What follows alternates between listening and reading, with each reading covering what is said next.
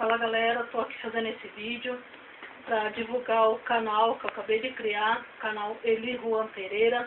Nós tem o intuito de debater as questões de homem trans, mulheres trans, o que é ser um homem trans, quais são os direitos que nós temos, o que é um direito de igualdade, direitos sociais, uso do nome social, o que é o nome social, uso do banheiro, que é uma grande polêmica e uma questão que nós temos que nos unir para lutar.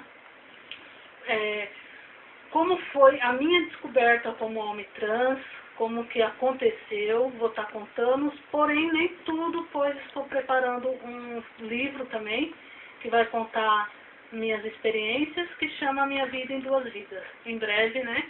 Quero estar lançando esse livro aí daqui uns tempos mais para frente, aí quando a transformação física também já estiver ocorrendo. Então vou estar contando sobre essa minha trajetória com esse canal. Quero estar fazendo um grande debate em questões de direito, questões de políticas públicas.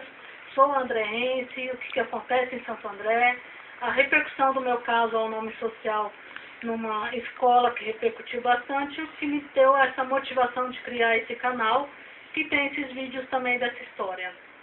E aí quero, contudo, compartilhar e principalmente humanizar. Nós temos que humanizar toda a população, né?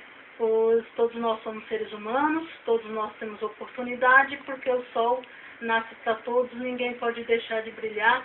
Esse é meu intuito: humanizar, orientar, educar, para que todos nós tenhamos a mesma oportunidade de vida, o nosso sucesso profissional e a nossa realização pessoal também. Agradeço a todos os amigos e familiares que estão me apoiando aí nessa caminhada e também motivando para que esse canal aconteça.